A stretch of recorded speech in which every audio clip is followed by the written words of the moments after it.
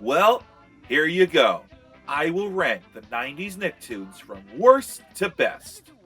Why the 90s? Because that's what I grew up with, and I can honestly base my opinions from those experiences. And it's fun. And be sure to stay tuned and subscribe for when I do the 90s live action Nickelodeon shows. And here's the other thing. I asked my subscribers a while ago if they consider shows that came out in 1999 as part of the 90s lineup, and the majority of you overwhelmingly said, yes, they're part of the 90s, include them. And I figured, okay, it's within my prime viewing years, from around 95 to 2003-ish, I'll consider them fair game. And in case you ask me, well, what about this show, what about this? I'm only talking about the actual Nicktoons, not the acquired syndicated shows that came and went throughout the decade.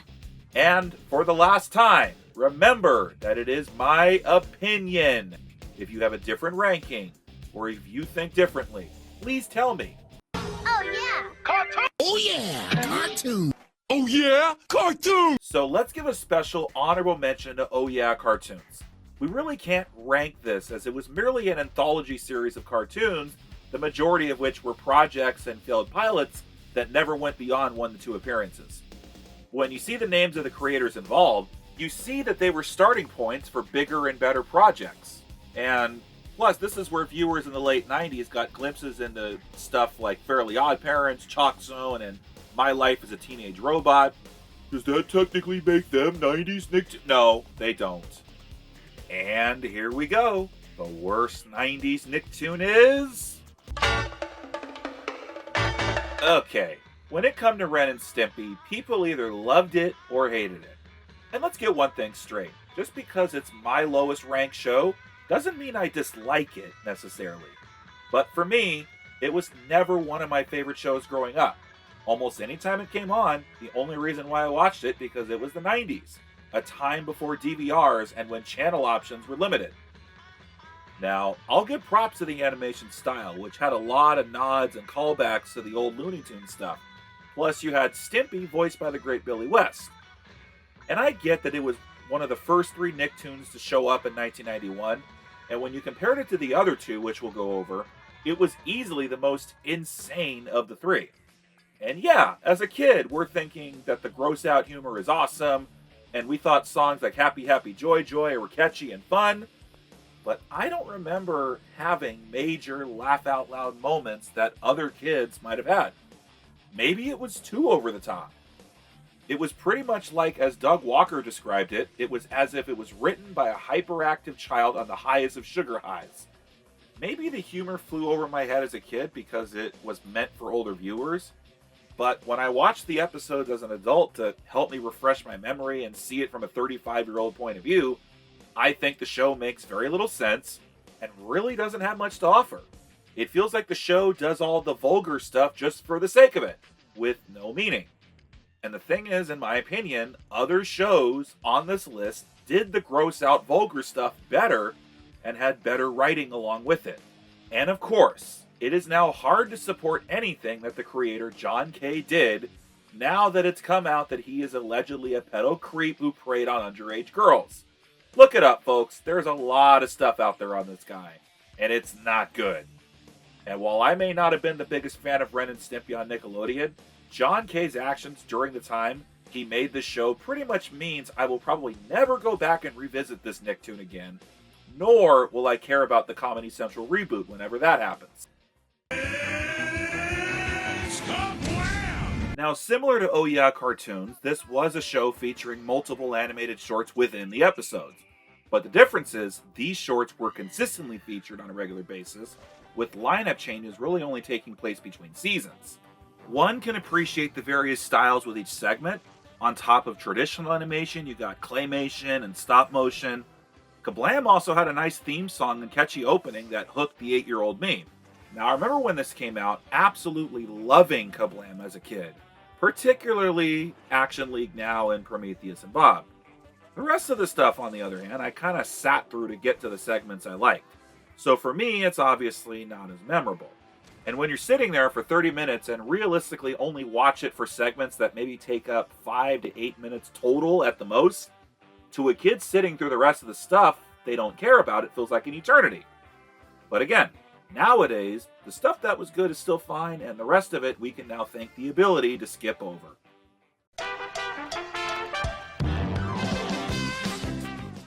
Angry Beavers was okay. I don't remember hating the show when it came out in '97. There were some memorable episodes that still stick, such as the one where the water park opens by their home, the one where they purposely let their teeth grow out, or when Daggett, the more weird beaver of the two brothers, becomes a strict park ranger, or when the Beavers have a one-hit wonder disco song. As a kid, I remember always feeling sorry for Daggett, who usually got the short end of the stick compared to his lazier but cooler-headed brother, who always seemed to have it easy. But at the end of the day, the show is pretty much what the title of the show says. It's just two brothers on their own wacky plots. Looking at it now as an adult, there's definitely some adult humor that might get it. I get that. But nothing here to hate. It's worth checking out if you're on a 90s Nicktoon nostalgia journey, but nothing I really want to stick around and see more.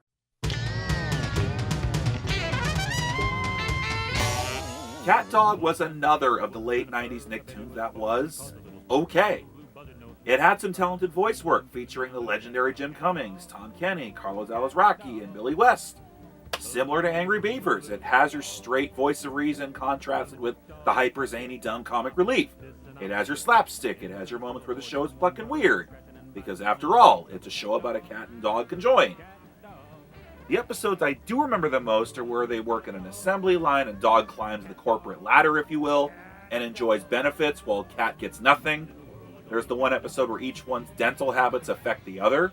The other one I remember was where they try to get each other a gift and sell their most prized possession to get it, to realize they didn't have to do that.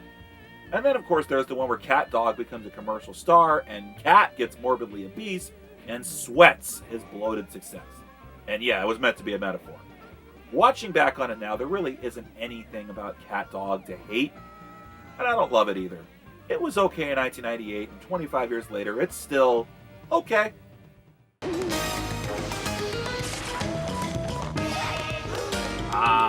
The last of the original 5 that came out in the 1990s. For many viewers that were a few years older than me, this came out when they were starting to phase out Nickelodeon, but for me, it was well within my prime years. Anytime I did watch Real Monsters as a kid, I remember enjoying it. The biggest thing it had going for it was, of course, the dark aesthetic and theme. All the monster characters looked either weird or unpleasant to look at, and that's why we liked it. It still has its share of gross-out humor, but at least the characters had funny and enjoyable personalities, so there's at least more substance to it than certain other shows I might have criticized for being too gross and vulgar. Seeing it again as an adult, it still holds up about the same as I remember, enjoyable for what it is, and we can always appreciate the talent involved. But is it as big of a masterpiece as an angry, nostalgia-crazed teenage me made it out to be all those years ago? Nope. Like many of the shows in this time, Rocket Power had a really catchy theme song composed by the guy from Devo. And it had an exciting yet edgy looking intro that made these kids look like badasses. It made the skateboarding and snowboarding stuff look fun and cool. And especially for me as a hockey guy, I always enjoyed and appreciated the episodes revolving around street or even ice hockey. Plus, as a Southern California native, it was easy for me to pick up the real-world references to the fictional locations in the show. Of course, the heart of the show was kids being kids and going through preteen issues as they grow up. As fantasized about the sports were, the issues were real and relatable to those it applied to, such as one main character having a divorced set of parents, the other two being raised by a widow. We also have to mention that the show was made by the same creators who made Rugrats, so we can see where the creativity comes from. And of all the 90s Nicktoons, this one is the youngest, as it came out in the summer of 1999. As a kid, I don't remember loving the show, but I'd still watch it if nothing else was on. Maybe as a kid, Rocket Power didn't grab a 12 to 14-year-old me who was gradually phasing out Nickelodeon at the time, but as an adult, I can look back and appreciate the writing a lot more. Oh, who lives in a pineapple under the sea? Oh boy. What can I say about that famous yellow sponge? Now, this came out in the spring of 1999, so it is among the younger of the 90s Nicktoons. And when it came out, I remember thinking, it's alright, I guess. The characters are memorable, the humor has a good balance for young and older audiences, and when SpongeBob and Patrick are not annoying, they're funny and charming. And we can all relate to Squidward. There's many moments that have been memes, which is also pretty cool. But I also remember thinking in 1999, there's no way this will be big. There's no way this show's going to take off. So it was my surprise when this show became the flagship show for Nickelodeon and has been for the past 23 years. And it's still going. And as much as I loathe the yellow sponge when it got pushed and shoved down our throats as the top babyface for Nickelodeon, I still have to admire that it obviously did something right all those years. So it will get the ranking that it gets from me in this video because, in my opinion, it's not the best 90s Nicktoon. And again, I really don't connect it with the 90s era. But we can't ignore the success nor impact it continues to have on younger audiences today.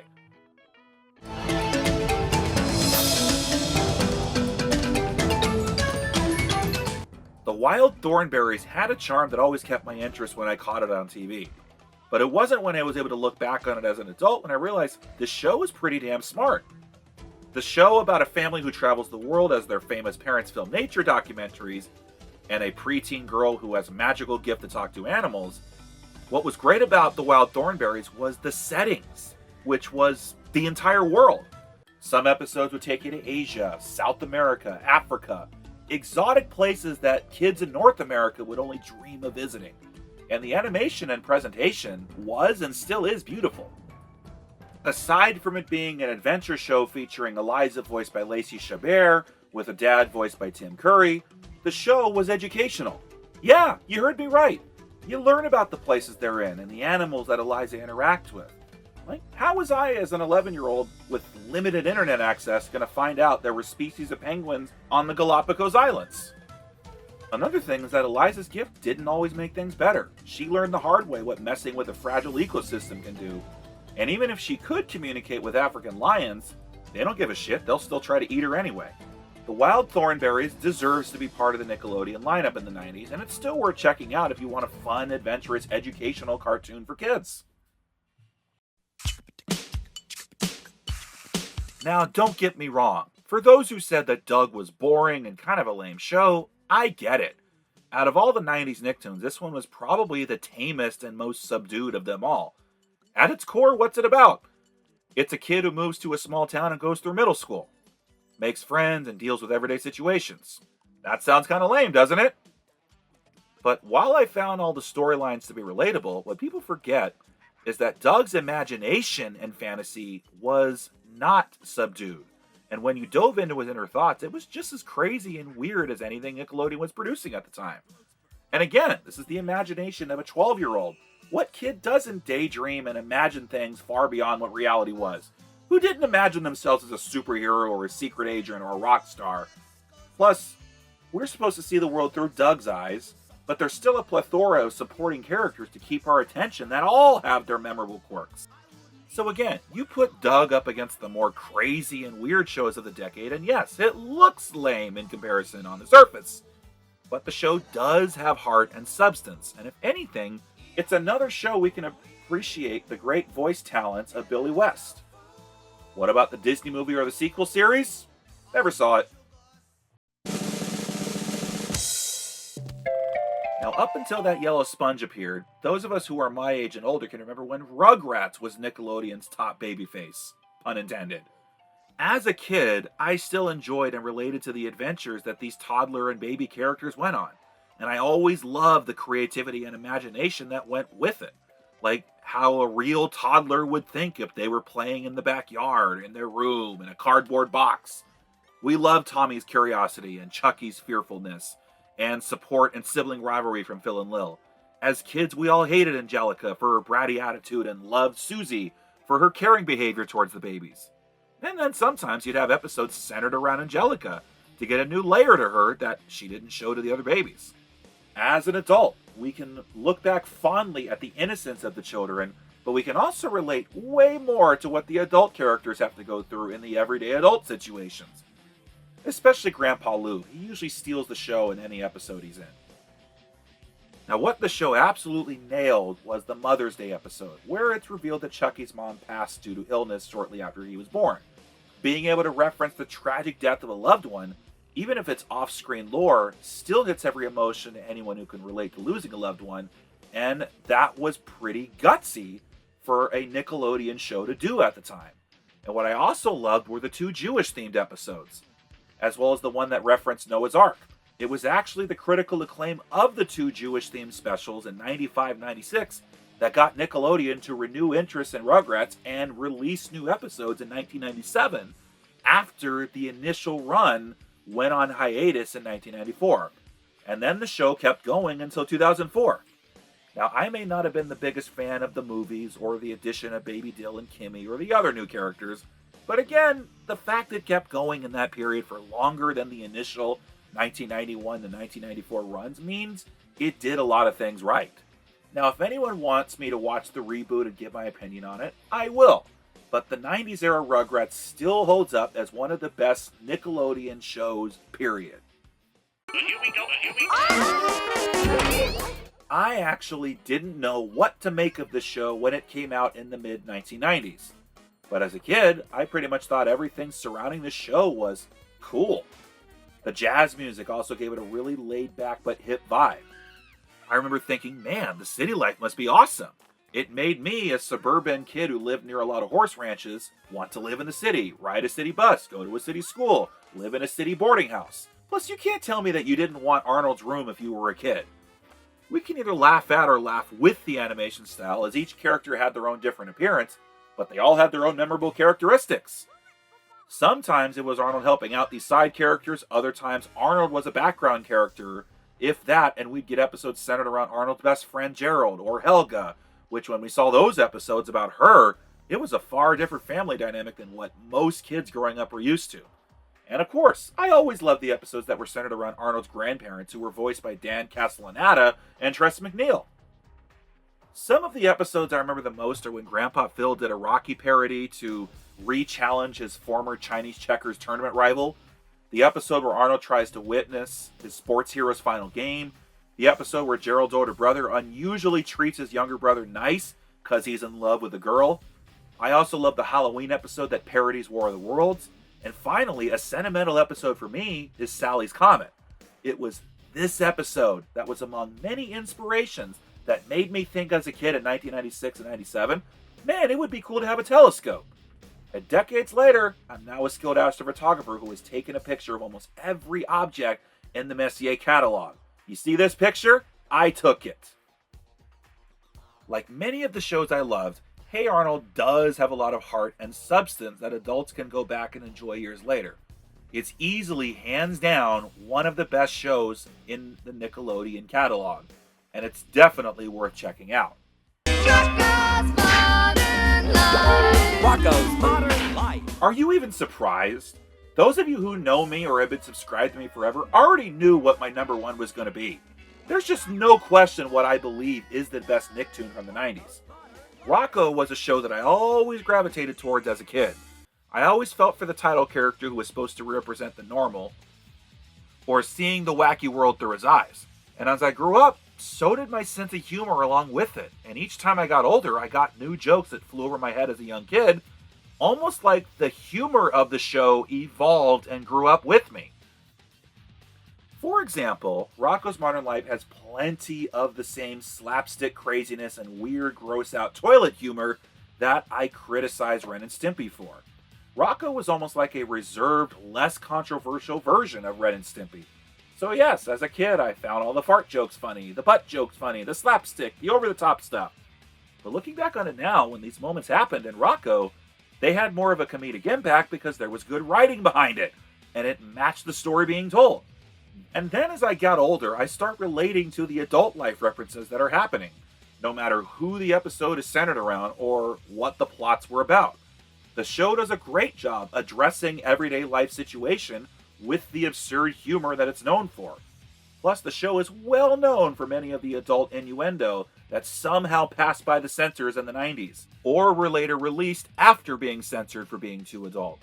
And the best part about the show is that nearly 30 years later, I still catch a new joke that makes me laugh with these episodes. Oh, and by the way, who was the creative director for the last season of Rocco's Modern Life? Well, that would be Steven Hillenburg, the man who went on to create SpongeBob SquarePants. Actually, quite a few of the writers, directors, and voice actors worked with Hillenburg before on Rocco's Modern Life, essentially making SpongeBob after Rocco got canceled. The voice of Hefford and Filbert went on to become SpongeBob and Plankton, respectively. And then you gotta compare SpongeBob to Rocco. It's almost the same concept. You have a socially awkward male character with a dumb fat best friend that's a dread in everything around him, who owns a pet, lives in his own house, and has a bad-tempered neighbor, and works for an overbearing, unfair boss. So yes, not only is Rocco's Modern Life by far the best 90s Nicktoon, but it planted the seeds for the show that eventually became the biggest hit Nickelodeon ever had. Without Rocco, there is no SpongeBob, plain and simple. And that is my ranking of the 90s Nicktoons worst to best. Tell me what you think. Tell me what you would rank differently. Tell me what to rank next. And be sure to join the Discord server if you want to communicate with me directly. I'm Desert Coyote 22. Thanks for listening.